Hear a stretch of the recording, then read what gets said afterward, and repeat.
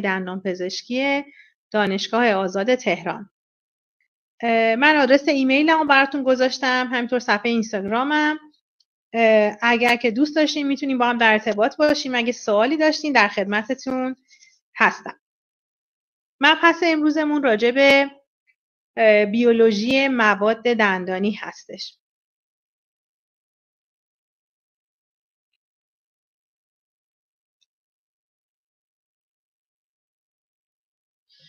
علم مواد دندانی علمی هستش که با علوم بسیاری مرتبطه و ما هیچ وقت نمیتونیم اون رو به صورت جداگانه بررسی بکنیم. مواد دندانی با علومی مثل فیزیک، شیمی، مکانیک، زیست شناسی، اقتصاد و علوم اجتماعی و حتی با فرهنگ و آداب و رسوم اون منطقه‌ای که داره کار انجام میشه مرتبط هست. مسلماً وقتی که ما میخوایم از یک ماده استفاده بکنیم باید تمام علوم مربوط به اون رو ته ذهنمون داشته باشیم، راجبش مطالعه کرده باشیم تا بتونیم بهترین درمان رو برای بیمارانمون انجام بدیم و از طرفی انتخاب صحیح و درستی داشته باشیم. بنابراین لازم هستش که ما علومی رو که مرتبط با مواد دندانی هستن در نظر داشته باشیم و اونها رو بشناسیم. علم مواد به چه دردی میخوره؟ یعنی ما اصلا چرا باید علم مواد رو بدونیم و راجع به مواد مطالعه بکنیم و چه اهمیتی داره که ما این رو در واقع بخونیم؟ سلام خدمت عزیزانی که تازه به ما پیوستن. یه مسئله مهم در مورد دانستن علم مواد طول عمر ماده هست. یعنی که ما باید بدونیم که ماده‌ای که ما استفاده میکنیم برای افراد چقدر عمر میکنه، چقدر میتونه مفید باشه و اصطلاحاً سرویس دهی کلینیکی اون ماده چقدر هست و تا کی میتونه در دهان بیمار دوام بیاره و براش مفید باشه.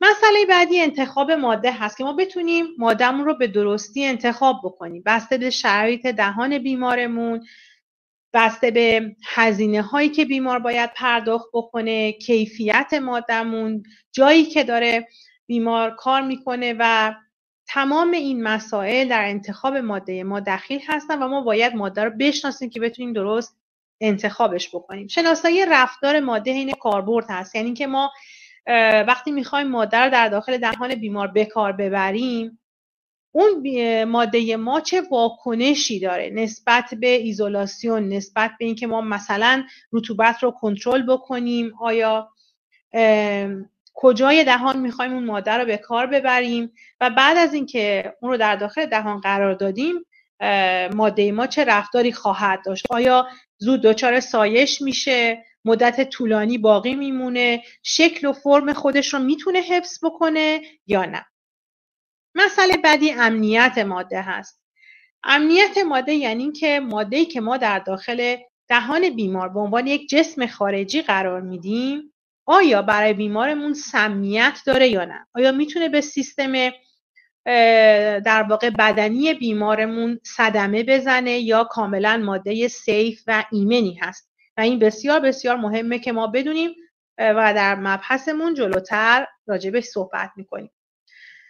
برای توضیح به بیمارانمون، یعنی که وقتی ما میخوایم درمانی رو انجام بدیم واسه بیمارمون، بیمار ما بدونه که داریم چی کار میکنیم و اینکه ماده‌ای که ما داریم استفاده میکنیم چقدر قرار هست تو دهنش باقی بمونه، چقدر قرار هست براش مفید باشه، هر چند وقت یک بار لازمه که به ما مراجعه بکنه که اون رو چک بکنه و تمام مسائلی که مربوط به هزینه، مربوط به سرویس دهی کلینیکی، زیبایی اون ترمیم و کلیه درمان هست باید اون رو توضیح بدیم.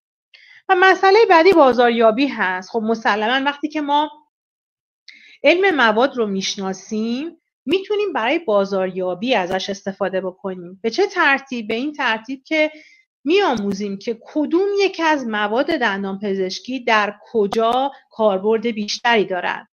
مسلماً وقتی که شما در منطقه‌ای هستین که اونجا میزان برخی از بیماری ها تو شایعه یا استفاده از بعضی مواد غذایی اونجا بیشتر هستش. بیماران مثلا تو اون منطقه بیشتر سیگار میکشن و اینها به شما کمک میکنه اون ماده‌ای رو که بیشتر مفید هست توی اون منطقه بتونید بشناسین و ازش استفاده بکنید و در بازاریابی هاتون هم موفق باشین. کسی که میخواد وارد بازار دندان پزشکی بشه، چه کسی که به عنوان دندان پزشک داره خدمت میکنه، چه کسی که به عنوان فروشنده مواد دندان پزشکی هست یا محقق هست یا میخواد یک ماده رو پرزنت بکنه برای یک منطقه، باید حتما از خصوصیات اون ماده و رفتارش آگاه باشه. ما نمیتونیم در جایی که بیمارمون مثلا میدونیم در یک منطقه‌ای، در یک محیطی بیمارانمون زیاد از دخانیات استفاده میکنن، بنابراین احتمال اینکه اونها یک سری تغییر رنگ ها رو روی طعمشون داشته باشن بیشتره.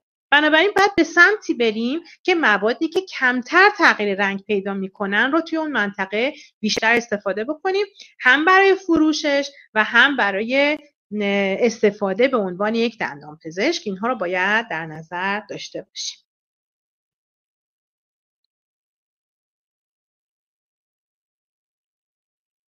به صورت سنتی اگه ما بخوایم تاریخچه مواد دندان پزشکی رو بررسی بکنیم، خب از سالهای سال قبل فلزات به عنوان موادی که جایگزین دندان می شدن به کار می رفتن، مخصوصا در افرادی که مرفه بودن و تواناییشو داشتن. فلزاتی مثل طلا استفاده می شدن، هم جایگزین دندان می شدن و هم به عنوان یک عضو زینتی مورد استفاده قرار می گرفتن، هم جایگزین دندانهای از دست رفته و هم به عنوان یک در واقع عضو زینتی روی سطح دندانها به کار می رفتن. و بعد مواد دیگه مثل گچ ها، مثل موم ها برای اتصال دندون هایی که میشکستن، میافتادن، برای بازسازی شکل دندون ها استفاده می شدن و حتی دیده می شد که از استخوان های حیواناتی که شکار کرده بودن، از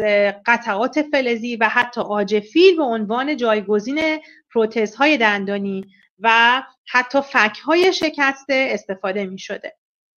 تا اینکه در دهه 1700 حدوداً پورسلن ها وارد حیطه دندان پزشکی شدن. پورسلن ها موادی هستند که در واقع از جنس شبیه به چینی و سرامیکن و امروزه اگر که شنیده باشین حتما در روکش های دندانی به کار میرن. در دهه های 1800 آمالگام که حتما باهاش آشنایی دارین وارد حیطه دندان پزشکی شد. آمالگام یک ملغمه یا یک آلیاژی هست که از فلزات مختلف تشکیل شده و از دهه 1800 وارد دندان پزشکی شده. آکریل ها 1940 که از دسته پلیمرها هستند و نهایتا مواد دندان پزشکی که قابلیت اتصال به دندان دارند و از دهه 1970 کردن استفاده میشن. مواد دندان پزشکی چسبنده مثل کامپوزیت، موادی که همرنگ دندونن و میتونن هم زیبایی رو تامین بکنن و همین که اتصال مناسبی به ساختار دندان دارن. هم اگه بخوام یک طبقه بندی راحت‌تر و امروزی‌تر واسه مواد دندان پزشکی داشته باشیم، میتونیم اونها رو به فلزات، سرامیک‌ها، پلیمرها، گچ و موم و مواد متفرقه دسته‌بندی بکنیم. سلام خدمت عزیزانی که تازه به ما پیوستن.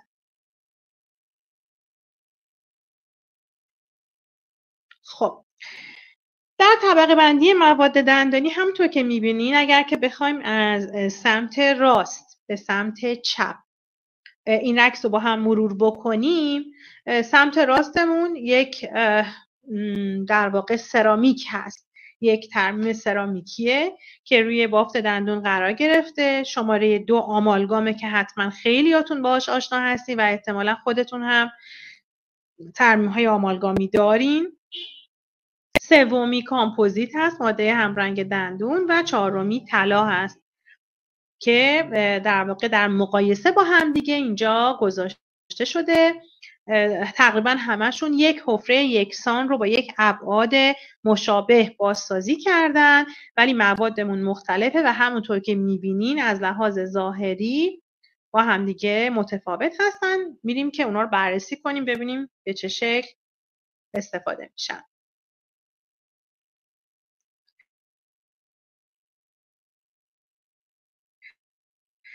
پلیمرها هستن. پلیمرها همونطور که از اسمشون مشخصه موادی هستن که از واحدهایی به اسم مونومر تشکیل شدن. اگر که رشته‌تون با شیمی در واقع آشنا باشین به راحتی میتونید در واقع ساختار اینها رو بشناسید.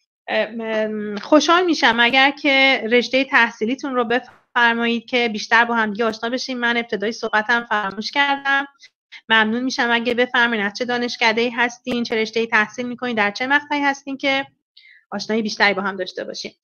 واحدهای مونومر وقتی که در کنار همدیگه قرار میگیرن میتونن به طریق مختلفی به هم اتصال پیدا بکنن و تشکیل زنجیره‌های بزرگتری رو بدن که ما به اونها پلیمر میگیم. یعنی از اتصال مونومرها به هم دیگه پلیمرها تشکیل میشن.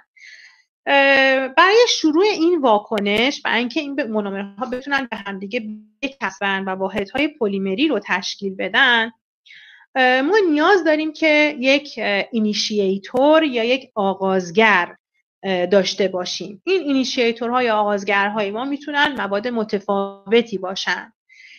یکی از معروف‌ترین اینیشییتورها یا آغازگرهایی که ما استفاده میکنیم توی مواد دندانپزشکی کامفورکینون هست که شاید اسمش رو شنیده باشین، که با نور فعال میشه. وقتی که نور به ماده ما تابیده میشه، اینیشییتور یا آغازگر ما شروع میکنه فعال شدن و کم کم رادیکال های آزاد تولید میشن، مونومرها دست به دست همدیگه میدن و واکنش ادامه پیدا میکنه که به این میگن واکنش پلیمریزاسیون.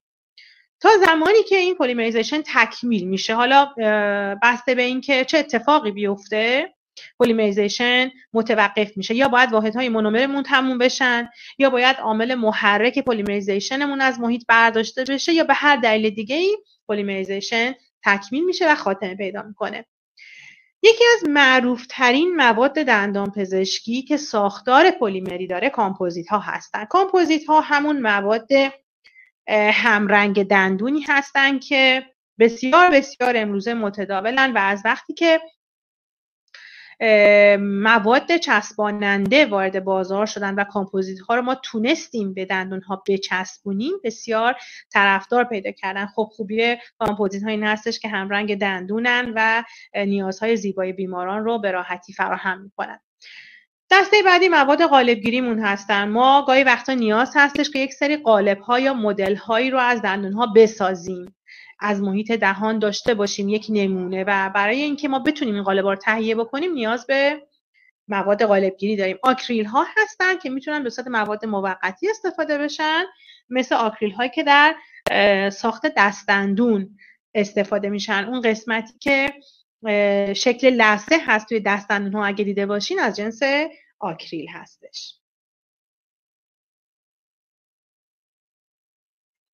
دسته بعدی فلزات هستن. فلزات همونطور که حتما همتون آشنا هستین، انتقال بالای گرما، یعنی به راحتی میتونن گرما، سرما، کلا حرارت رو منتقل بکنن و همینطور جریان الکتریکی رو میتونن منتقل بکنن. میتونن به شکل آلیاژ به کار برن، همونجور که خدمتتون گفتم. میتونن ترکیبی از چند تا فلز باشن، مثل آمالگام که یکی از معروف ترین مواد دندان پزشکی هست که ترکیب چند تا فلز مثل قل، جیوه، مس، روی، پالادیوم و ترکیبات دیگه هست. میتونن در ساختار روکش های دندانی استفاده بشن، همون روکش هایی که با تراش دندون همراهن، قالبگیری میشن و بعد روی دندون چسبانده میشن. میتونن به شکل ایمپلنت ها باشن. ایمپلنت ها حالا توی تصویر سمت چپ پایین یک ایمپلنته که شبیه یک پیچه و در داخل استخوان فک جایگذاری میشه. ایمپلنت ها از جنس تایتانیوم هستن. تایتانیوم ماده بسیار بسیار در واقع یک فلزی هستش که بسیار خواص جالبی داره و شاید یکی از جالبترین اتفاقاتی که افتاد کشف تایتانیوم به عنوان یک ماده ایمپلنت شونده بود. که به صورت اتفاقی در طی یک سری تحقیقاتی که دانشمندا انجام میدادن بر روی خرگوشا که بتونن زندگی بیولوژیک اونها رو بررسی بکنن، یه سری دوربین هایی رو اومدن کار گذاشتن داخل بدن خرگوشا که سیستم بیولوژیک اونها رو چک بکنن، بررسی کنن. بعد دیدم که وقتی میخوان این دوربین ها رو در بیارن که فیلم ها رو نگاه کنن و بررسی کنن، این دوربین ها اصلا در نمیان، با استخون بدن خرگوشا یکی شدن که ما اصطلاح اوستو اینتگریشن رو براشون بکنیم، انگار که در هم ادغام شدن، انگار که این فلز چسبیده به داخل استخوان. و بعد دیدن که اینها از جنس تایتانیوم بودن و بعد به این فکر افتادن که اگر ما بتونیم در جاهایی که استخوان رو از دست دادیم، در جاهایی که دندان رو از دست دادیم، مفصل رو میخوایم باز، هر جایی که ما یه نقص و کمبودی در داخل استخوان داریم، اگه بتونیم از این تایتانیوم استفاده بکنیم به عنوان جایگزین، از اونجایی که قابلیت اتصال مستقیم به استخوان رو داره، پس خیلی خیلی میتونه بر ما مفید و کاربردی باشه. از اونجا بود که ایمپلنت های دندانی رواج پیدا کردن، متداول شدن و به عنوان جایگزین در واقع دندان های از دست رفته به کار میرن. همینطور میتونن به عنوان فلزات ما میتونن به عنوان ابزار گیر و اتصالات داخل ریشه دندان به کار برن. گاهی وقتا ما ساختار دندانمون به قدری ضعیف شده که باید از یک سری ابزارها استفاده بکنیم که بتونیم گیر بیشتری از مادهمون به دست بیاریم. اگه میخوایم پوشش رو در سطح دندون قرار بدیم، گیر بیشتری داشته باشه. اگه تصویر بالا سمت راست رو نگاه بکنین، یک شیء فلزی پیچ مانند هست که در داخل ریشه دندان قرار گرفته و ما تحت عنوان پست ها یا پین ها میتونیم از اونها استفاده بکنیم. ابزار تراش دندون ما فلزی هستند که بهشون ما فرز میگیم. میتونن از جنس الماس، آلومینیوم و کارباید باشن. تصویر بالا سمت چپ یک سری از فرزهایی هست که ما اونها رو متصل میکنیم به توربین ها و دستگاه های تراش دندون که با یونیت دندان پزشکی کار میکنن و با چرخشی که دارن میتونن برای ما حفره رو بتراشن، دندان رو بتراشن، آماده سازی بکنن و اینها از جنس فلزات هستن. و همینطور وسایل ارتودنسی مثل سیم ها، براکت ها که تصویرش رو مشاهده میکنید، اینها از جنس فلزات هستن. فلزات دامنه خیلی وسیعی دارن در دندان پزشکی و بسیار بسیار متداول و مورد استفاده هستن. هر کدوم از این مباحثی رو که خدمتتون صحبت میکنم، مثل پلیمرها و فلزات و در اسلاید بعدیمون سرامیک ها، اینها موادی هستند که در رشته های مهندسی پلیمر، مهندسی پزشکی، شیمی و رشته هایی که به نوعی با ساخت مواد در ارتباطن قابل سنتزن. ما میتونیم هم توی تحقیقاتمون از اونها استفاده کنیم، یعنی که شما به عنوان یک محقق میتونید روی اینها بررسی و آزمایش انجام بدید، هم میتونید اونها رو بسازین، به عنوان سازنده یک ماده دندان پزشکی باشین و یک ماده رو تولید بکنید برای بازار ایران. ما خب خیلی از موادی که در داخل بازار ایران استفاده میشن ایرانی نیستن، خارجی هستن، خریداری میشن. خب با توجه به تحریم هایی که وجود داره، خیلی از مواد با کیفیت خوب امروزه وارد نمیشن متاسفانه، یا از کشورهای محدودی فقط وارد میشن. اگر که در ایران ما بتونیم این مواد رو بسازیم، کما اینکه خیلی از شرکت‌های ایرانی خوشبختانه تونستن موادی رو که مورد استفاده هستن در دندان پزشکی بسازن، اگر بتونیم ما ماده‌ای رو که کیفیتش مشابه یا حتی بهتر از نمونه‌های خارجی هست بسازیم، در واقع خیلی خیلی کمک کردیم به بازار دندان پزشکی و کسایی که با این رشته مرتبط هستن. و مسئله دیگه هم اثراتی هست که میتونیم بررسی بکنیم که این مواد چه اثراتی رو در بافت‌های بدن میذارن. مثلا دوستانی که رشته بیوتکنولوژی هستن قطعا میتونن اینها رو بررسی بکنن و اثرات این مواد رو در ساختار بدن و دهان بسنجن.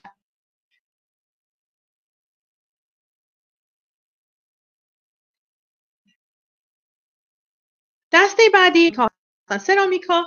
ترکیبات معدنی هستن که با یا بدون مواد آلی میتونن استفاده بشن، میتونن همراه با فلزات باشن، به شکل کریستالین یا غیر کریستالین هستن و خیلی خیلی متداول، بسیار مقاوم، محکم و زیبا هستن. همونطور که در عکس مشاهده میکنید روکش‌های دندانی ما که به شکل همرنگ دندان ساخته میشن از جنس سرامیک هستن که در واقع هم فرم دندان رو میتونن بازسازی بکنن و هم میتونن فانکشن بسیار خوبی داشته باشن و همین که به مرور زمان میزان اضمحلال و از دست رفتن و سایش در آنها بسیار پایین‌تر از مواد دیگه هستش.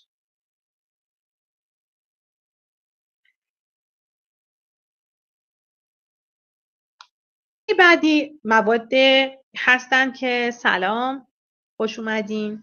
خب من رشته هاتون رو نگاه میکنم. زیست شناسی سلولی مولکولی بسیار هم عالی، بیوتکنولوژی خیلی هم عالی، بسیار خوش اومدین. مواد بعدیمون موم ها، گچ ها، مایعات، محلول ها، سایر موادی هستن که ما استفاده میکنیم. موم ها و گچ ها از قدیم برای قالبگیری، برای ساخت مدل ها استفاده میشدن. ترمیم موقتیمون هستن که میشه با یک سری مواد موقتی ما اونها رو بسازیم. مونومرها هستن که مونومرها در ساختار باندینگ ها سمت چپ پایین یه تصویر مشاهده میکنید. 5 تا باندینگ معروفی که توی ایران هم فعلا موجود هست رو براتون گذاشتم. باندینگ ها اون مونومرهایی هستن که در واقع رزینی هن و برای اتصال کامپوزیت های مواد همرنگ به سطح دندون استفاده میشن و بسیار بسیار مواد مفیدی هستن. برای چسبوندن روکش ها یک سری مواد اسیدی ما داریم که برای آماده سازی دندون ازش استفاده میکنیم.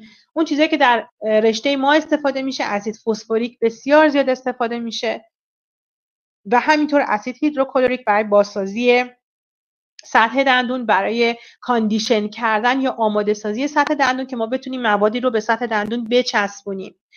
بنابراین اگر که ما در زمینه سنتز این مواد توی ایران خب البته خیلی هم پیشرفت داشتیم. ما الان مواد اسیدی بسیار خوبی داریم توی ایران که حتی جایگزین نمونه های خارجی شدن و با قیمت و هزینه بسیار مناسب‌تر استفاده میشن و اگر بتونیم در زمینه باندینگ ها، مونومرها هم این موفقیت رو داشته باشیم بسیار مناسب خواهد بود. دهانشویه ها که حتما اسمشون رو بارها شنیدین و یکی از معروف ترین اونها کلورهگزیدین هست که هم از لحاظ تولید در ایران ما تقریبا داریم و خب میتونه که بهتر هم باشه.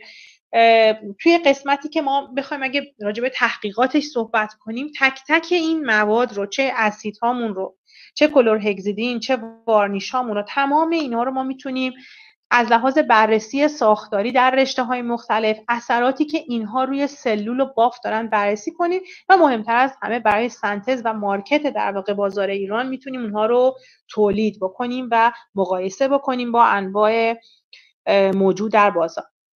مواد شکلی و پالیشمون هستن برای صیقلی کردن ترمیم‌ها، براق کردن اونها که ذرات الماسی و سیلیکونی و اینها تمام موادی هستن که در دندانپزشکی مورد استفاده قرار میگیرن و باید ما همه اینها رو بشناسیم، اثراتشون رو بدونیم تا بتونیم بجا از اونها استفاده بکنیم. خب خیلی مختصر میخوایم خصوصیات مواد دندانی رو با همدیگه چک بکنیم. ببینید ما خیلی وقتا هستش که ماده‌ای به بازار میاد، ماده‌ای ساخته میشه و از ما میخوان که اونا رو امتحان بکنیم، از ما میخوان که اونها رو تو دهان مریضا بذاریم و نتیجه اونها رو بهشون گزارش کنیم. خیلی خیلی مهم هست که اولا کارخونه هایی که این مواد رو میسازن کارخونه های مجوزدار و معتبری باشن، تست های مناسبشون رو طی کرده باشن و حالا همونطور که جلوتر با هم میخونیم ما نیاز به یک سری سلسله مراتب داریم تا یک ماده‌ای که خام هست بتونه در ترکیب با ماده دیگه یا به تنهایی به عنوان یک ماده دندانپزشکی مورد قبول واقع بشه و وارد در واقع حیطه دندانپزشکی بشه و ما با خیال راحت از اون استفاده بکنیم. بنابراین لازم است که تمام این خصوصیات ایدئال رو ما بدونیم که میخوایم مثلا چه انتظاراتی رو از مادهمون داشته باشیم. مهمترین مسئله‌ای که برای ما هست مسئله زیست سازگاری یا بایو کامپتیبیلیتی هست. یعنی که ماده‌ای که ما در دهان بیمار استفاده میکنیم درسته که در روی دندون به کار میره، شاید به نظر میرسه در مقایسه با قرصی که بیمار میخوره، شربتی که بیمار استفاده میکنه، پمادی که بیمار در سطح پوست استفاده میکنه، یا حالا به هر حال موادی که تماس بیشتری با بدن دارن، شاید به نظر برسه که مواد دندانی تاثیرات مخرب چندانی نمیتونن داشته باشن. اما ما باید توجه داشته باشیم که زیست سازگاری مواد دندان پزشکی بسیار بسیار مهمه. و چرا مهمه؟ به خاطر اینکه ما بتونیم ماده‌ای رو که در داخل بدن انسان به کار بریم، چون این ماده در ترکیباتش آزاد بشه. ما یه ماده‌ای که در داخل دهان قرار میدیم تحت تاثیر فشارهای جویدن، مواد غذایی که بیمار استفاده میکنه و اضمحلالی که خود ماده داره. بعضی وقتا هستش که خودمان تحت تاثیر ماده اسیدی که در دهان داره، ترکیباتی، موادی که بیمار استفاده میکنه، یک سری مواد رو به محیط دهان میکنه که این مواد مضر و آسیب رسان باشن. یا حتی به صورت موضعی، وقتی که ما ساعت شروع ساعت 16 بوده، حالا نمیدونم شاید اطلاع رسانی یه مقدار مشکل داشته، ولی ساعت 16 شروع شده و سعی میکنیم که شما هم که الان به ما پیوستین بتونین نمیدونم پوستری که پیش من هست ساعت 4، ولی اشکالی هم نداره. از اینجام که با ما هستین میتونه براتون مفید باشه. اگر رشته‌تون هم به ما بگین که خیلی ممنون میشیم. خواهش میکنم. خیلی هم ممنون، خیلی عالی، متشکرم. با تکنولوژی هستین، بسیار عالی. اتفاقا از اینجا به بعدش که زیست سازگاریه باید براتون مفید باشه. بسیار خوب. پس برای مهم هستش که ما بدونیم که ماده‌ای که در داخل دهان بیمار داریم قرار میدیم چه به صورت سیستمیک چه اثراتی داره با آزاد کردن مواد، چه به صورت موضعی، چون ما داریم ماده‌مون رو در بافت زنده قرار میدیم و این بافت زنده مسلماً واکنش میده به یک جسم خارجی. این بافت زنده ما شامل دندان، خود دندان هست، شامل عصب دندان هست که به ماده خارجی واکنش میده، شامل لثه‌ای هستش که دندان رو در بر گرفته و همینطور استخوانی که در اطراف ریشه ها هست. بنابراین ما تقریباً با 3-4 نوع بافت مختلف در تماس هستیم که به مرور زمان ممکنه که ماده ما باعث آسیب به اون بشه اگر که ندونیم خصوصیاتش رو و اگر که از اون نامناسب و نابجا استفاده کنیم. بنابراین ماده ما باید غیر آلرژیک، غیر سمی و غیر تحریک کننده باشه، یعنی که نباید هیچ گونه آسیبی رو برای ما و برای بیمارمون ایجاد بکنه. ثبات مکانیکی باید داشته باشه و دوام داشته باشه. خیلی وقتا هستش که یه ماده‌ای که از لحاظ بیولوژی زیست سازگاره، کاملا غیر آسیبزا هست، غیر تحریک کننده است، ولی آیا این ماده‌ای که زیست سازگاره، ماده غیر مضر به حساب میاد، آیا واقعا ثبات هم داره؟ گاهی وقتا خیلی مواد ما از لحاظ بیولوژیک سالمن، خیلی غیر آسیبزا هستن، خیلی سیف و مطمئنن، اما لزوما دوام و ثبات مکانیکی ندارن. یعنی چی؟ یعنی شما به فرض یک ماده رو در داخل دهان بیمار گذاشتی، حالا چه ایمپلنت، چه پر کردنی، چه روکش، بعد یه مدتی میبینی اصلا ابعادش رو از دست داده، کوتاه شده، ساییده شده، تغییر شکل داده. پس مهم هست علاوه بر این که ماده ما زیست سازگاره، آسیبی به دهان و محیط بدن وارد نمیکنه، بتونه مقاوم به شکست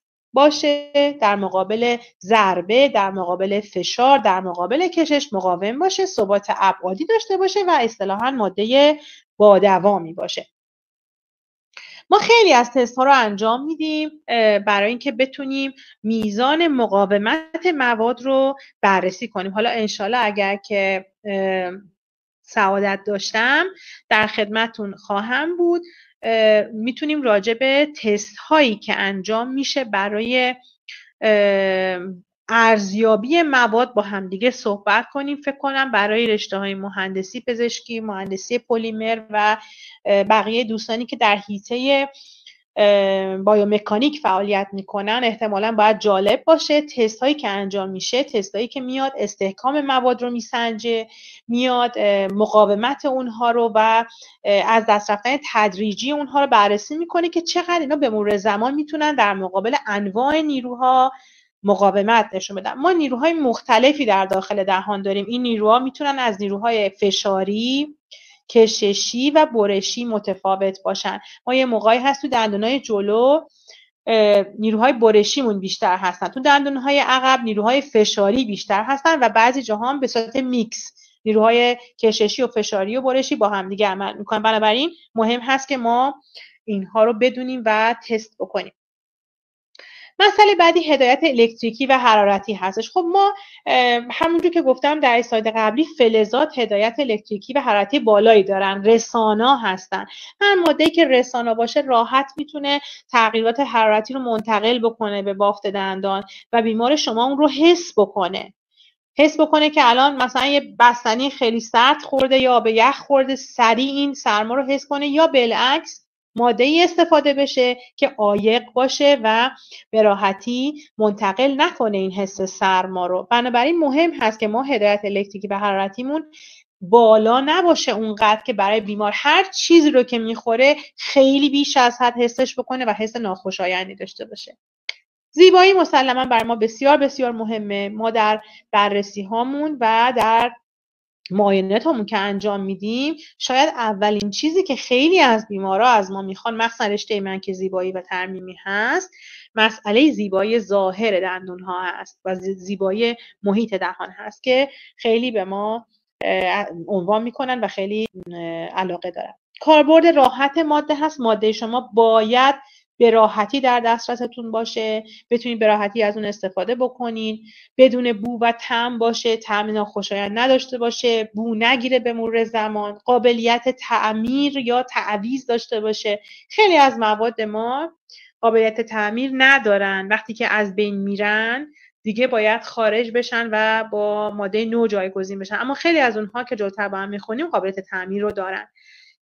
و مسئله خیلی خیلی مهمی که به هیچ عنوان نباید نادیده گرفته بشه و فکر میکنم اگر که ما به سمتی بریم که بتونیم موادمون رو در داخل ایران سنتز بکنیم و تولید بکنیم، خیلی این مسئله هم برای دندانپزشک و هم برای بیمار مفید خواهد بود. مسئله اقتصادی بودن اون ماده است. ماده باید مقرون به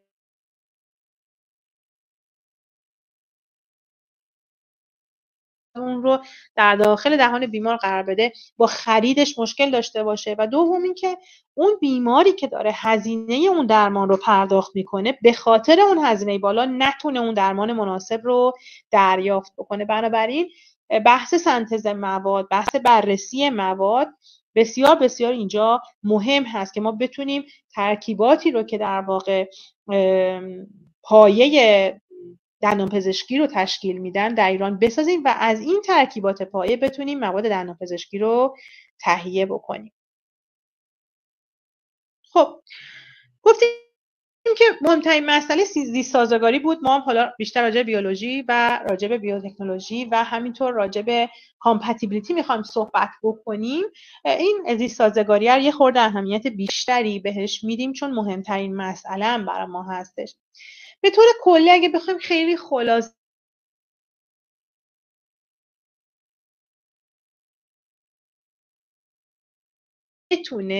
وقتی که در مجاورت بافت‌های دهانی قرار میگیره، اولا تعامل مناسبی با اونها داشته باشه. دوم اینکه اگه قرار پاسخی بدن ما بده یا ماده میخواد پاسخی در مقابل واکنش دفاعی بدن بده، این پاسخها مناسب و سالم و در حیطه سلامت بدن فرد باشن. یعنی چی؟ یعنی که اگه قرار ماده ما به خاطر مثلا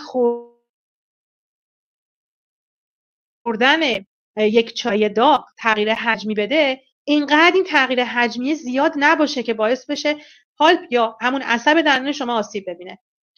یا اگه قراره که یک التهاب واکنشی اتفاق بیفته، اینقدر زیاد نباشه که ایمپلنت شما، اون ایمپلنتی که در داخل لثه گذاشتین،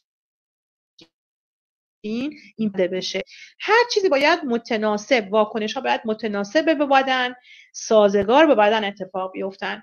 خطر و صدمه‌ای به عصب دندان و بافت نرم اطرافش که شامل لثه و بافت نگهدارنده که ما بهش میگیم لیگامان پریودونتال، به اونجا آسیب وارد نکنن. به مرور زمان موادی رو از خودشون آزاد نکنن که قابلیت انتشار داشته باشه و وارد سیستم جریان خون بشه و بتونه آسیبزا باشه و مشکلات سیستمیک رو ایجاد بکنه. ترکیبات حساسی اعضا نداشته باشه. ما خیلی از بیمارانمون هستن که به ما مراجعه میکنن، میگن ما مدت هاست روی لثه هامون ضایعات قرمز رنگ یا سفید رنگ ایجاد شده، کنار گونه، سطح داخلی گونهشون رگه های سفید رنگ دیده میشه و خیلی خیلی براشون آزاردهنده است و گاهی وقتا وحشت آوره. میگن ما از وقتی که حواسمون نبوده، از وقتی که مثلا ترمیمامون رو گذاشتیم، ترمیم کردیم دندونمون رو، یه مدت بعد این رگه های سفید توی سطح داخلی گونهمون ایجاد شده و خیلی وقتا بیمارا وحشت میکنن. خیلی موارد حساسیت‌هایی هستن که در واکنش به اون ماده پرکننده دندان اتفاق افتادن. خیلی از بیماران ما به کامپوزیت ها حساسیت دارن چون ترکیبات مونومری دارن و بالعکس خیلی به ترکیبات فلزی که از آمالگام آزاد میشه حساسیت دارن و به محض اینکه این مواد خارج میشن از بافت دندون و برداشته میشن و جایگزین میشن، این ضایعات سفید رنگ هم در داخل گونه بهبود پیدا میکنن و دیگه بیمار سلامت خودش رو به دست میاره. بنابراین واکنش حساسیتی بسیار بسیار مهم هستش. مسئله بعدی این هستش که خاصیت سرطانزایی یا کارسینوژنیک نداشته باشن، سرطانزا و جهشزا از لحاظ ژنی نباشن. ما خیلی از موادمون مواد همونجور که گفتم خدمتتون مواد پلیمری هستن. پلیمرها دسته بسیار مهمی از مواد دندان پزشکی رو تشکیل میدن که ما اصلا اگر که بخوایم پلیمرها رو حذف بکنیم از مواد دندان پزشکی شاید دیگه خیلی نشه کاری کرد، فقط با فلزات باقی میمونن، ما دیگه ترمیم زیبایی نخواهیم داشت. بنابراین پلیمرها دسته مهمی هستن. حالا این پلیمرها از در واقع ترکیبات رزینی ساخته شدن. ترکیبات رزینی به خودی خودشون مونومرهایی رو دارن در ساختار که این مونومرها میتونن اگر به صورت مستقیم و دایرکت در محیط سلول زنده قرار بگیرن حتی باعث جهش ژنی یا سرطانزایی بشن. بنابراین بسیار بسیار مهمه که ما با یه سری تمهیدات خاص، با ترکیب کردن اونها، با واکنش مناسبی که برای اونها ایجاد میکنیم و محیطی که براشون فراهم میکنیم، این خواص نامناسب رو از اونها بگیریم و بتونیم استفاده درستی از اونها داشته باشیم. اگه بخوایم مواد رو طبقه بندی کنیم از لحاظ اینکه خب حالا ما موادمون رو باید ببینیم مثلا کدومشون زیست سازگار هستن، کدوما قراره که ما توجه بیشتری بهشون بکنیم. اینجا یه تقسیم بندی وجود داره. اینکه یه سری مواد هستن که با بافت‌های نرم داخل دهان در تماسن. مثل چی؟ مثل دست‌دندون. وقتی که شما دست‌دندون به بیمار تحویل میدین، میسازین، یه بیماری دست‌دندون داره، اون قسمت بافتیش، اون قسمتی که صورتی رنگه روی لثه رو میگیره و در واقع جای لثه رو میگیره، اون قسمتش از جنس آکریل هست و خب باید مسلماً اون قسمت کاملاً غیر سمی و غیر آلرژیک باشه. اونهایی که مستقیما دارن تو داخل دندون استفاده میشن. ما یه پوسیدگی داشتیم، پوسیدگیشو برداشتیم، حالا داره نزدیک عصب دندون یه موادی رو میذاریم که اونا تحریک کنندن و باید حواسمون باشه، مثل لاینرها و بیس‌ها که اینها موادی مثل کلسیم هیدروکساید هستن.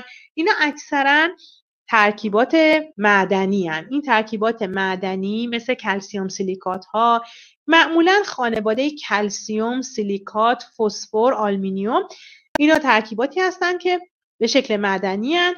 گاهی وقتا یک جزء رزینی بهشون اضافه میشه که بتونن یه خورده استحکام بالاتری داشته باشن. اینها مستقیما در داخل بافت دندون به کار میرن و حتما مهم هستش که کیفیت اونها از لحاظ زیست سازگاری بررسی بشه. موادی که برای پر کردن داخل عصب استفاده میشه، وقتی که شما دندونتون رو عصب کشی میکنین، عصب دندون رو در میارن براتون. وقتی که عصب دندون در میاد، جای خالی عصب با یک ماده جدید پر میشه که اسمش گوتاپرکاست. اون گوتاپرکا که از صمغ یک نوع درخت در واقع تهیه شده، باید حواسمون باشه که چه ترکیباتی بهش اضافه شده و آسیبزا نباشه. موادی که تو بافتای سخت به کار میرن مثل استخوانی، در داخل استخوان و لثه کار گذاشته میشن، مثل ایمپلنت هایی که هم داخل دهان استفاده میشن و گاهی وقتا ایمپلنت هایی که جایگزین یه قسمتی از فک میشن، ایمپلنت هایی که جایگزین دندان میشن. گاهی وقتا در بیمارانی که نقص های وسیع استخوانی دارن، ما مجبور هستیم که از ایمپلنت های فلزی یا حالا پلیمری استفاده بکنیم که اینا بیان جایگزین یه قسمتی از فک از دست رفته بشن. در نتیجه اینها هم باید بررسی بشن. و نهایتا مواد لابراتواری. مواد لابراتواری چیا هستن؟ اون موادی هستن که در داخل لابراتوارها تکنیسین ها اونها رو میسازن و در داخل مطب دندان پزشکی روی دندان بیمار قرار میگیره. این مواد به صورت مستقیم توسط دندان پزشک ساخته نمیشن، اینها توی کوره ها پخته میشن، توی ابزارالات خاص قرار میگیرن و نیاز به لابراتوار دارن، یعنی محیطی غیر از مطب دندان پزشکی برای ساختشون نیاز هست که اینها ساخته میشن، مثل نیکل، مثل کروم، مثل کوبالت و خیلی از فلزات و سرامیک ها که اینها به صورت لابراتواری ساخته میشن و باید حواسمون باشه که اینها زیست سازگار باشن. خب برای بررسی ما میتونیم 3 نوع تست رو انجام بدیم. دسته اول تستایی هستن که ما بهشون تستای این ویترو یا تستای اولیه میگیم. تستای این ویترو در دانشکده ما، دانشکده دندان پزشکی، خیلی خیلی متداولن و فکر میکنم در اکثر دانشکده ها به عنوان اولین رده تست های آزمایشگاهی محسوب میشن و به کار میرن.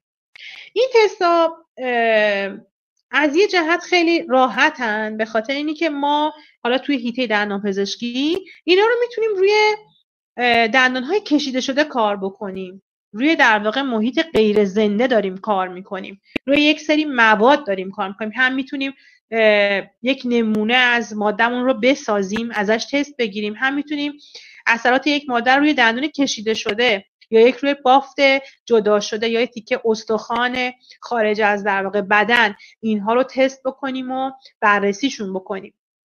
خیلی راحت انجام میشن، نیاز به ملاحظات اخلاقی ندارن معمولا، به خاطر اینکه اینها اجزای زنده نیستن، عضو بدن محسوب نمیشن که ما خیلی نگران ملاحظات اخلاقیشون باشیم. میتونه روی دندون انسان کشیده، روی دندون کشته شده انسان، دندونهای گاوی، دندونهای موش، سگ و سایر در واقع پستانداران انجام بشه و میتونه روی مواد هم انجام بشه. خیلی قابل کنترل، همه چیز دست شماست، چون دیگه محیط زنده‌ای وجود نداره که بخواد واکنش بده که به شما بگه چه اتفاقی داره میفته. یک بافته، یه بافتیه که شما دارین صرفاً بررسیش میکنید، اثر یک ماده رو دارین میبینید. ما خیلی از این تستا رو انجام میدیم، مثل تستای استحکام که چند تا اسلاید قبل خدمتتون گفتم. ما تستای استحکام مادهمون رو با این روش انجام میدیم. وقتی میخوایم قابلیت اتصال یک ماده رو به دندون بررسی کنیم، از این تستا استفاده میکنیم. به فرض مثال شما یه کامپوزیتی رو ساختین، یه باندینگی رو ساختین، یه اسیدی رو ساختین. حالا مثلا ما خیلی از پروژه ها رو داریم که مشترک با دانشکده های دیگه کار میکنیم در حال حاضر. مثلا یکی از بچهای دانشکده شیمی دارویی هستن که قرار هست با همدیگه همکاری بکنیم یه ماده رو بسازیم، کامپوزیت بسازیم. وقتی کامپوزیشن رو ساختن، این کامپوزیت رو ما روی دندون میچسبونیم، بعد خواصش رو بررسی میکنیم یا خود اون تیکه کامپوزیت رو تحت تاثیر یک سری از ابزارا قرار میدیم، یک سری تستا روش انجام میدیم تا ببینیم که چه خصوصیاتی داره، چه خواصی داره و چقدر میتونه مفید باشه. این تستای بسیار خوبی هستن از جهت بررسی اولیه مواد، یعنی اینکه ما میتونیم در گام اول اگه قرار هست یک ماده‌ای رو بسازیم، سنتز کنیم، بررسی کنیم، مقایسه کنیم، قدم اولش این تستا هستن. معمولا هزینه خیلی بالایی ندارن. البته که خب الان به خاطر دستگاه‌ها و ابزار پیشرفته تری که حالا خیلی هم کمتر هستن، گاهی وقتا هزینه این تست‌ها برای بچه‌ها، برای دانشجوها زیاد میشه، ولی به هر حال نسبت به رده‌های بعدی تست‌ها ارزان‌ترن در صورت. همه چی آزمایش تحت کنترل شما هستش و سریع انجام میشه، نتایجش به راحتی قابل دسترسیه. به فرض مثال ما میایم روی دندون کشیده شده یه کامپوزیت رو میسازیم، بهش میچسبونیم، تحت تاثیر تستای استحکام خمشی قرار میدیم، استحکام کششی قرار میدیم و بعد نتیجه میگیریم که آیا اون ماده‌ای که ما ساختیم آیا استحکام کافی رو دندون داره یا نه و این رو گزارش میکنیم و خب میشه یک مبنای یک تز، یک طرح تحقیقاتی. مشکلش چیه؟ مشکل این هستش که خب بافت زنده نیست دیگه. بافت زنده اونجا وجود نداره که واقعا به شما بگه خب شما اگر که این ماده رو ساختی روی من قرار دادی من چه واکنشی بدم. درسته؟ در نتیجه ارتباطش خیلی با بافت زنده قابل تعمیم نیست. یعنی اون نتیجه‌ای که شما میگیرین صرفاً یک نتیجه آزمایشگاهیه.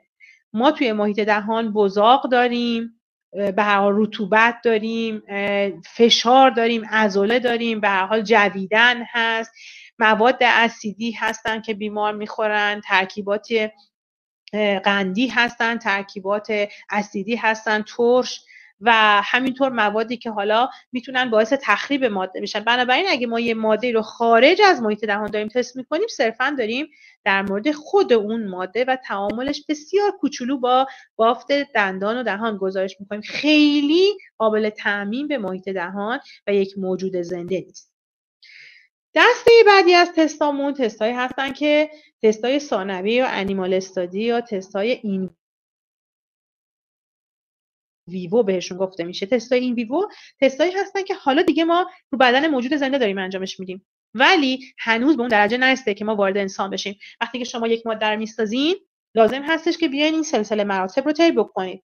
اول بیاین بیرون از محیط دهان تستش کنین که آیا این خواص استاندارد داره یا نه. خیلی وقتا از دانشکده‌های مختلف که ما باهاشون همکاری میکنیم میان مثلا یه اسید رو میسازن، کامپوزیت میسازن، پورسلن میسازن، ایمپلنت میسازن، بعد میخوام ببینیم که اول خود ماده چطوریه. یه سری تستای ایزو هست که میان این تستا رو میگیرن و بعد در مرحله بعدی روی دندونای کشته شده، استخوان‌هایی که خارج از بدن موجود زنده هستن تست میکنن. در مرحله بعدی لازم است که اینها روی بدن یک موجود زنده مثل یک حیوان آزمایشگاهی در واقع تست بشن، مثل رت‌ها، خرگوش‌ها، موش‌های در واقع آزمایشگاهی و اینها ما پاسخش رو در بدن اونها ببینیم. در مرحله بعدی یه قدم جلوتر میریم، از حیوان‌هایی که استفاده می‌کنیم برای تستامون که ساختار بدنی و ژن‌های مشابه‌تری با انسان دارن، پستاندارانی که بزرگتر هستن استفاده میکنیم که خصوصیات ژنتیکیشون خیلی شبیه به انسان باشه. خب مسلمه هرچی که درجه تستا میره بالاتر نزدیک به محیط دهان انسان میشه، هم گرونتر میشه، هم وقتگیرتره و هم سخت‌تره. چرا؟ چون دیگه ما الان با خیلی از مسائل در ارتباط هستیم، مسائل مالی، پیدا کردن اون حیوان یا اون کیس مناسبی که بشه این کار رو انجام داد که اون نباید بیماری سیستمیک داشته باشه، نباید مشکل خاصی داشته باشه. از لحاظ اخلاقی ما خیلی ملاحظات داریم که این ملاحظات باید در نظر گرفته بشه. ما به هر حال اکثر اوقات مجبور هستیم متاسفانه حیواناتی رو که وارد آزمایش میشن سکریفایس کنیم و بافت اونها رو بررسی کنیم. بنابراین ملاحظات اخلاقی داره مسلماً. و بعد از این مرحله وقتی که تمام این آزمون‌ها رو یک ماده سربلند بیرون اومد، تازه میرسه به انسان‌های داوطلب، یعنی عده‌ای که میخوان الان به صورت داوطلبانه با شما همکاری بکنن. میگیم من یک ماده دندانپزشکی ساختم، مثلا یک ماده پیوند استخوان ساختم، یک ماده پیوند لثه ساختم، یک ایمپلنت ساختم، میخوام اینو آزمایش کنم، تا مرحله حیوانیشو رفتم، همه تستاشو گرفتم، حالا یک عده انسان داوطلب باید باشن که با آگاهی از اینکه شما دارین اونها رو در واقع تست میکنین وارد مطالعه شما میشن و در یک دوره زمانی مشخص شما میاین این ماده رو براشون قرار میدین. حالا این ماده میتونه یک ایمپلنت باشه، یه پرکردگی دندون باشه، یه پیوند بافتی باشه و غیره. یه مدت زمانی در داخل دهان این انسان ها باقی میمونه، دوباره اونها ریکال میشن، فراخونده میشن، میان پیش شما و دوباره تستا رو روش انجام میدین، بررسی میکنین ببینید به چه شکله و نهایتا نتیجه رو گزارش میکنید. باز دوباره در سلسله مراتب بعدی یک جمعیت وسیع‌تر، دوباره در جمعیت وسیع‌تر این رو تست میکنید تا اینکه نهایتا وقتی که یک ماده تمام این آزمون ها رو طی کرد و از همه اینها موفق بیرون اومد، میتونه به عنوان تازه یک ماده تایید شده تاییدیش رو از در واقع سازمان های مربوطه بگیره و به عنوان یک ماده دندانپزشکی وارد بازار دندانپزشکی بشه. خیلی خوبه که ما این سلسله مراتب رو بدونیم و رعایت بکنیم. متاسفانه گاهی اوقات حالا به هر دلیلی این سلسله مراتب رعایت نمیشه. ما خیلی از اوقات میبینیم که یه ماده ساخته شده، فقط تستای ایزو رو طی کرده، یعنی به فرض اگر که ایزو گفته که استحکام فلان ماده تحت فشار، استحکام فشاری باید مثلا 20 مگاپاسکال باشه، گفته اوکی من 21 مگاپاسکالم. بعد مجوزاش گرفته شده به هر ترتیب، مجوز اولیه، و بعد از ما انتظار میره که به عنوان دندانپزشک بیایم بلا فاصله اینا رو تو دهان امتحان بکنیم. خب مسلما این کار نه صحیحه، نه علمی و نه اخلاقیه. حتما باید این سلسله مراتب طی بشه، آزمون ها گرفته بشه و بعداً تازه به عنوان یک ماده وارد دهان بیماران واقعی بشه. بنابراین این سلسله مراتب بسیار بسیار مهمه که انشالله هممون میدونیم و رعایتش خواهیم کرد.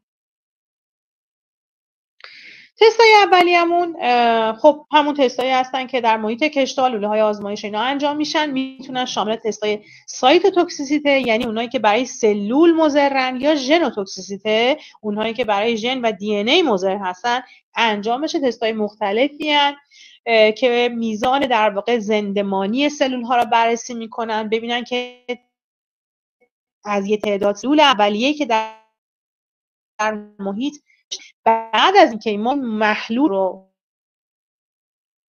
مادهمون چند درصد از این سل از اینها از میدن، نفوذپذیری غذای اون میفته. ما میتونیم اصلا واسه این کارا استفاده کنیم. اون چیزی که اغلب استفاده استفاده میشه مثلا فیبروبلاست انسانی یا فیبروبلاست موش هستش که مورد استفاده قرار میگیره و ارزیابی میتونه این فیبروبلاست اینطور اوستوبلاست ها های اصلی بافت همبند در بافت لثه در لیگامان پریودونتال، اینطور اوستوبلاست ها که در بافت استخوانی اینها قرار بگیرن و همینطور در مورد گفتن خیلی وقتها ترکیبات زینی و مونومری میتونن جهیزا باشن اگر که به صورت دایرکتی در سطح سلوله. از محیط هامون رو میتونیم استفاده بکنیم که شامل سلول های پستاندار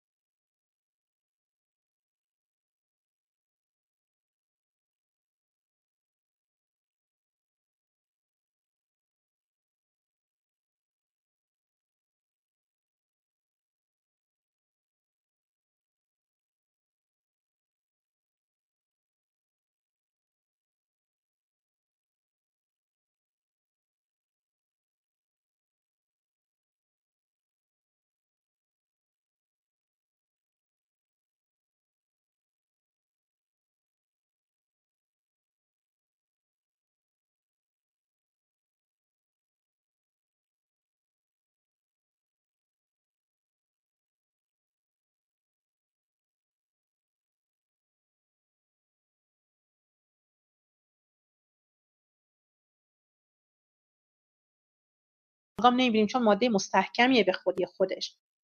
و اینکه به خاطر آزادسازی یک سری موادی که در بافتش وجود داره ترکیبات فلزی آزاد میکنه به محیط دهان و ناحیه دندانی که اینها نسبتاً باکتریوستاتیکن، یعنی باعث این میشن که باکتری رشد نکنه، جلوی رشد باکتری ها رو میگیرن. بنابراین آمالگام هنوز هم به عنوان یک ماده مفید برای دندانپزشکی قابل استفاده هست. عیبش چیه آمالگام؟ عیبش اینه که بدترین عیبش اینه که اولا خب شکل زیبایی نداره. آمالگام خب ظاهرش همرنگ دندون نیست و به خاطر همینم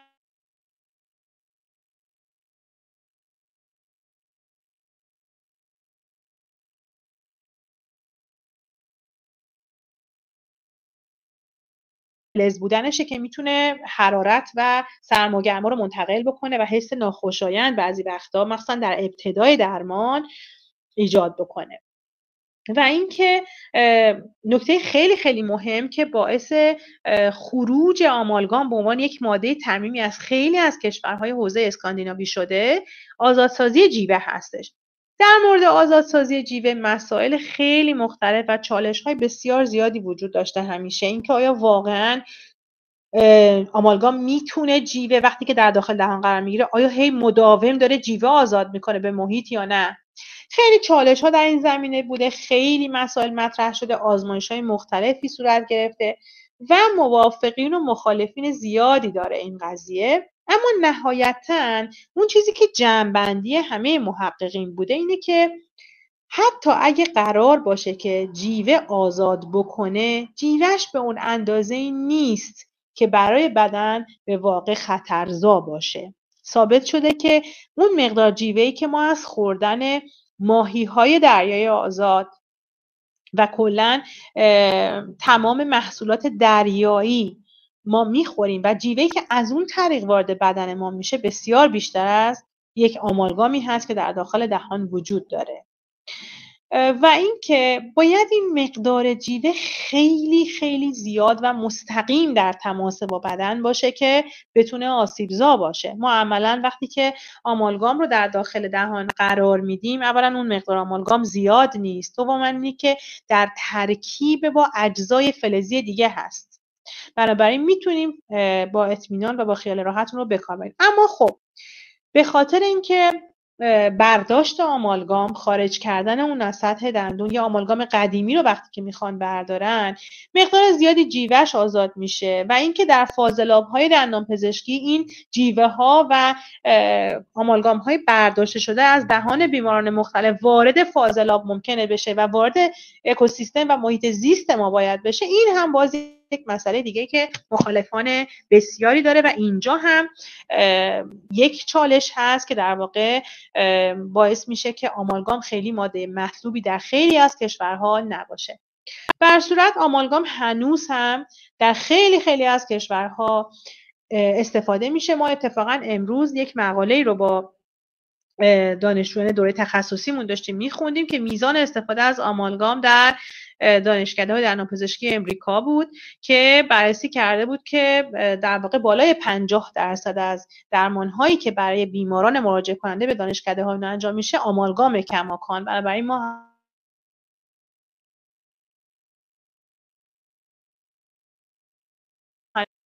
خب قبل از اینکه وارد مبحث بعدی بشیم، چون در مورد ببینید آمالگام خب از در واقع فلز تشکیل شده. ما یک سری فلزات رو نیاز داریم، فلزاتی که به عنوان پایه و بیس آمالگام هستن، مثل قلب، مثل روی، مثل مس، که اینها در ترکیب با جیوه نیمه مایع در واقع تولید آمالگام میکنن. تولید آمالگام در کارخونه های مخصوص تولید مواد دندانی و تولید در واقع صنایع فلزی اینها میتونه انجام بشه. تولید سختی نداره. ما برند آمالگام ایرانی در کشور داریم، جزء آمالگام های خوب هستن و کیفیت مناسبی تقریبا دارن. مهم درصد اختلاط این عناصر با همدیگه هستش که اینها رو شما میتونید به عنوان سازنده آمالگام تغییر بدین. شما میتونید که درصد ترکیبات آمالگام رو کم یا زیاد بکنید و به همون نسبت با خواص آمالگام بازی کنید. مثلا میان میزان مس رو بالاتر میبرن در آمالگام ها، از اون طرف شما مجبور هستین وقتی میزان مس رو توی آمالگام بالا میبرید یه درصد یه ماده دیگر رو کم میکنید. وقتی مس اضافه میشه یه سری از خواص مطلوب بالاتر میره، اما شما خیلی هم نمیتونید اون رو بالا ببرید که بیش از حد بشه. بنابراین شما تا یه حدی مجاز هستین که مثلا درصدها رو تغییر بدین به شرطی که به خواص کلی آمالگام لطمه نخوره. آمالگام در کشور ما قابل تولید هست و الان هم تولید میشه و اگه دوست داشته باشین شما هم میتونید این کار رو انجام بدین به شرطی که محل ساختش رو داشته باشین. هیچ کار سخت و پیچیده‌ای هم نیستش و تمام تستاش هم قابل انجامه. میتونید تستای ایزو رو براش بگیرید، میتونید تستای در واقع همون تستای اولیه یا این ویترو که با هم بررسی کردیم رو براش بگیرید و نهایتا تستای دیگه حیوانی رو هم براش انجام بدین که همه اینها قابل انجام هست. باید مرحله به مرحله انجام بشه. امیدوارم که پاسخ سوالتون رو گرفته باشید. خب خواهش میکنم. در دسته بعدی کامپوزیت ها هستن. کامپوزیت ها همون مواد همرنگ دندون هستن که زیبایی فوق‌العاده‌ای دارن، میتونن با رنگ‌های مختلفی که دارن قابل انتخاب در واقع هستن. ما میتونیم انتخاب بکنیم رنگ دندون رو بازسازی بکنیم و بر اساس رنگ دندون بیمارمون اون رو انتخاب بکنیم از رنگ‌های مختلف. نسبت به آمالگام تراش کمتری دارن و از اونجایی که ماده عایقی هستن، اینا پلیمرن، رسانا نیستن که بتونن به راحتی گرما و سرما رو منتقل کنن، بنابراین حساسیت کمتری ایجاد میکنن در مقایسه با سرامیک ها که موادی هستن که توی کوره پخته میشن، نیاز به لابراتوار دارن، ارزان قیمتن و اگر آسیب ببینن یا صدمه ببینن قابل تعمیرن. ما به راحتی میتونیم به کامپوزیت اضافه کنیم، در حالی که در مورد آمالگام نمیشه بهش اضافه کرد و حتما نیاز هستش که یه سری تمهیدات خاصی رو توی آمالگام بدیم، ولی در مورد کامپوزیت دستمون بازتر هستش. هم آمالگام و هم کامپوزیت رو میشه در یک جلسه به بیمار تحویل داد و براش انجام داد و نیاز به رفت آمد متعدد برای ترمیم یک دندان وجود نداره. معایب کامپوزیت چیه؟ کامپوزیت به مرور زمان تخریب میشه. کلاً پلیمرها نسبت به فلزات موادی هستن که بیشتر تحت تاثیر سایش قرار میگیرن و ساییده میشن. به مرور زمان رنگ پذیر هستن، رنگ رو به خودشون جذب میکنن، تیره میشن. همونطور که در تصویر میبینید در حاشیه‌های ترمیم شما به صورت خطوط قهوه‌ای رنگ، خطوط زرد رنگ، لکه‌های قهوه‌ای رنگ این حالت اتفاق میفته. در مقایسه با آمالگام هزینه بالاتری دارن و چون خیلی خیلی حساس هستن به رطوبت محیط، به آلودگی محیط، وقتی که داریم باهاشون کار میکنیم باید شما 100% از ایزوله بودن و آماده بودن محیطتون مطمئن بشین. یعنی چی؟ یعنی که شما باید مطمئن بشین که در حین اینکه دارین کامپوزیت استفاده میکنین هیچ گونه رطوبت و بزاق و خونی وارد محیط دندانتون نمیشه و این کنترلش گاهی اوقات بسیار بسیار سخته، در حالی که آمالگام نسبت به این مسائل نه اینکه مقاوم باشه کاملا، تا حدی نسبت به کامپوزیت مقاوم تر هستش. و اگه بخوایم مقایسه بکنیم کامپوزیت رو با سرامیک هایی که توی کوره پخته میشن و مواد بسیار مستحکمی هستن، استحکام پایین تری داره.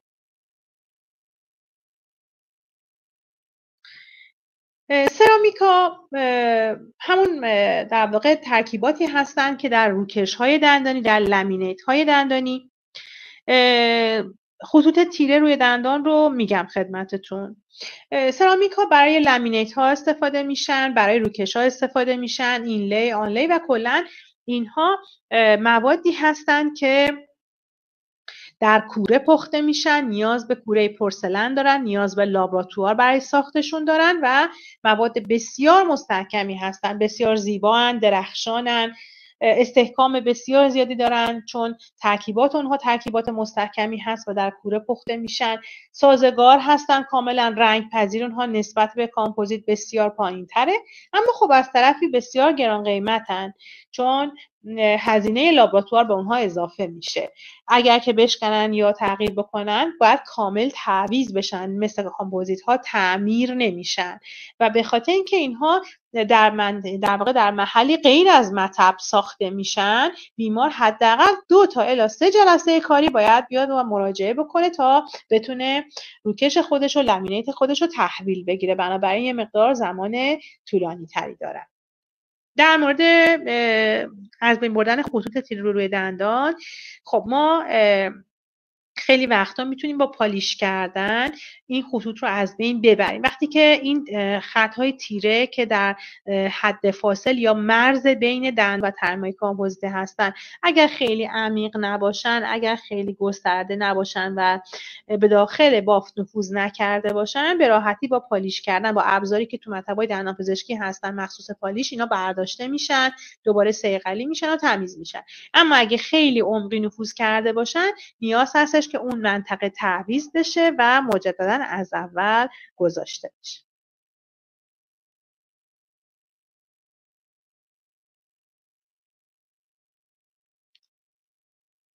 خب مبحث بعدیمون آینده مواد دندانپزشکی است که در واقع آخرین مبحثمونه و میخوایم ببینیم که خب آینده مواد به کجا میرسه و به کجا ختم میشه با توجه به گستردگی زیاد مواد دندانپزشکی، گستردگی علوم، ارتباطات خیلی وسیعی که الان وجود داره. آینده مواد دندانپزشکی چی هست؟ یعنی اون چیزی که ما تو ذهنمون میپرورونیم، اون چیزی که ما آرزوشو داریم، اون چیزی که انتظار داریم و اون در واقع انتهای تخیل ما از مواد دندانپزشکی چی هست و آیا قابل انجامه یا نه.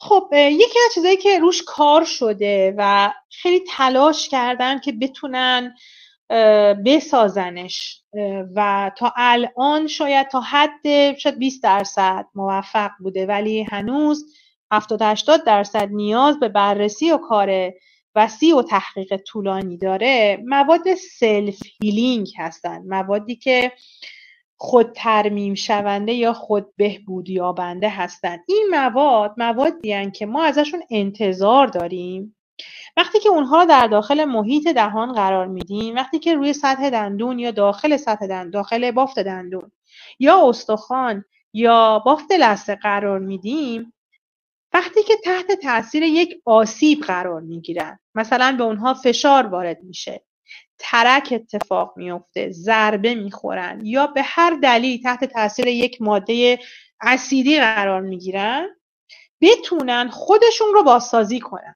یعنی قابلیت ترمیم خود به خود داشته باشن، خودشون رو بازسازی کنن، نقصشون رو برطرف کنن و بتونن دوباره به فانکشنشون و سرویس کلینیکیشون ادامه بدن. به این مواد میگن سلف هیلینگ متریال. تلاش هایی که در این زمینه شده خیلی توی کامپوزیت ها بوده.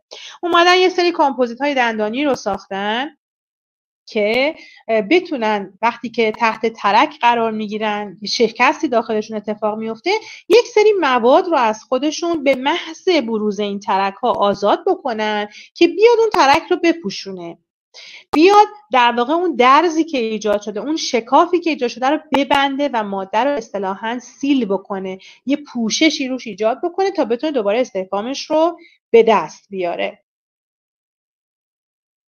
اما خب این که آیا واقعاً موفق بودن در این زمینه یا نه هنوز جای سوال هست، چون مسلماً ممکنه این پاسخدهی و عواملی که باعث هیلینگ میشن، یعنی شما میاین به فرض مثال در داخل یک ساختار پلیمری مثل کامپوزیت میان یک مونومر قرار میدین که وقتی که یه آسیبی بهش وارد میشه اون مونومر آزاد میشه، میاد شروع میکنه به واکنش پلیمریزیشن.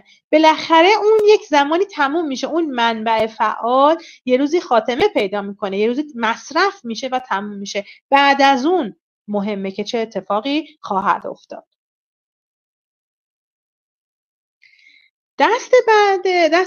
دسته بعدی از موادمون دسته هایی هستن که موادی هستن که میتونن ترکیباتی رو از خودشون آزاد کنن. ریلیزینگ هستن، میتونن یک سری مواد از خودشون آزاد بکنن. این مواد چه چیزایی میتونن باشن؟ میتونن فلوراید باشن، میتونه کلورهگزیدین باشه، مواد آنتی باکتریال باشه، آنتی بیوتیک باشه، یا حتی مواد طعم دهنده. چرا ما اینها رو نیاز داریم؟ ما اینها رو نیاز داریم به خاطر اینی که میخوایم از خواصشون بدون حضور خودمون، بدون حضور ما به عنوان دندانپزشک، شما به عنوان یک دانشمند، به عنوان یک ساینتیست، لازم نیست همیشه حضور داشته باشین، همیشه کلورهگزیدین رو بدیم، همیشه آنتیبیوتیک رو بسازیم، همیشه بیایم یه سری مواد نه، میخوام یه ماده‌ای در داخل دهان بیمار بذاریم که هر موقع لازم بود خود به خود آزاد بشه. آیا این که واقعا این چقدر امکان پذیره و چقدر واقعیه؟ جای ایراد و اشکاله. چرا؟ به خاطر اینکه وقتی شما میان یک توده منسجم از ماده میسازین و درست میکنین، انتظار دارین که این انسجام همیشه حفظ بشه. اگه قرار باشه ماده‌ای از خلال ماده شما خارج بشه، یک در واقع مایعی ترشح بشه، جسمی از اون خارج بشه و مولکولی از اون بیرون بیاد، دیگه اون انسجام ماده رو نخواهیم داشت. بنابراین ما بین یک مرزی قرار داریم، بین اینکه آیا ماده‌ای در داخل ماده‌ای که سنتز کردیم قرار بدیم که به مرور زمان آزاد بشه، یا نه بگیم اوکی باشه ما میخوایم توی ماده مستحکم بمونی و نمیخوایم از درون و در واقع داخل شما چیزی خارج بشه و میخوایم سلامت تو همیشه حفظ کنیم. برای ما خیلی مهمه آنتیبیوتیک ها مثلا که بیایم ماده‌ای بسازیم که کامپوزیتی که توش آنتیبیوتیک باشه و این آنتیبیوتیک هی به داخل محیط دهان آزاد بشه و باکتری‌های محیط رو از بین ببره. ولی آیا این که این از بین آزادسازی ماده باعث از بین رفتن اون ماده میشه، یک مسئله‌ایه که هنوز حل نشده. و نهایتا استفاده از هوش مصنوعی در دندانپزشکی هست. هوش مصنوعی همونطور که میدونین امروزه خیلی متداول شده. ما در همه جا داریم میبینیم که هوش مصنوعی میاد و نقش خودش رو بازی میکنه و همه جا ازش صحبت میشه. توی دندانپزشکی هم ما خیلی چیزها رو میتونیم در مورد هوش مصنوعی داشته باشیم و راجبش فکر بکنیم.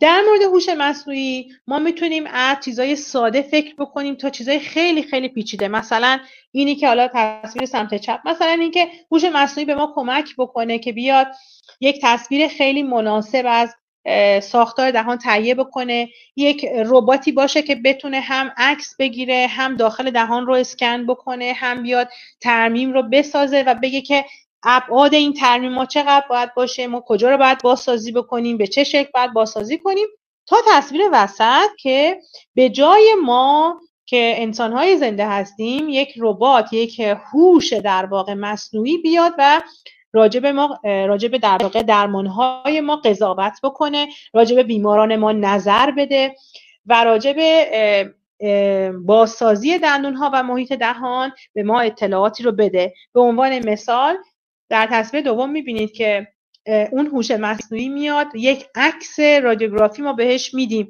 عکس رادیوگرافی بیمار رو میبینه و از روی اون به ما طرح درمان میده که اوکی الان شما اگه با همچین در واقع دندون‌های مواجه شدین، الان بیاین چیکار بکنیم و چه طرح درمانی مناسب هست. یعنی در واقع اون مرحله تشخیص و طرح درمان رو ما از هوش مصنوعی میگیریم به جای اینکه با انسان زنده طرف باشیم. یا در حالت خیلی خیلی پیشرفته تصویر سمت راست رو میبینین که کلا ما بیایم به یک چیزی فکر بکنیم، ما بیایم یک چیزی رو تصور بکنیم و انقدر این هوش مصنوعی پیشرفت بکنه که تصورات ما رو بتونه دقیقاً بازسازی بکنه بدون اینکه انسان هیچ گونه دخالتی داشته باشه. یعنی اگر شما به عنوان یک محقق هستین، به عنوان سازنده ماده، من به عنوان عمل کننده و یک دندانپزشک، ما دیگه نیاز نباشه که وجود داشته باشیم.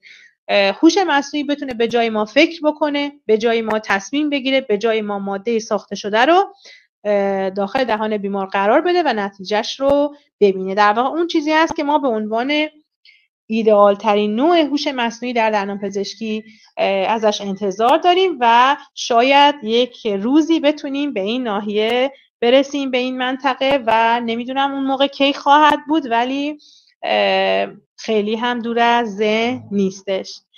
خیلی ممنونم، مرسی از شما، خسته نباشین. امیدوارم که براتون مفید بوده باشه و لذت برده باشین. من در خدمتون هستم. اگر که سوالی هست بفرمایید که با هم مطرح کنیم و صحبت بکنیم. خواهش میکنم. ممنون از شما. متشکرم. خواهش میکنم. مرسی از شما.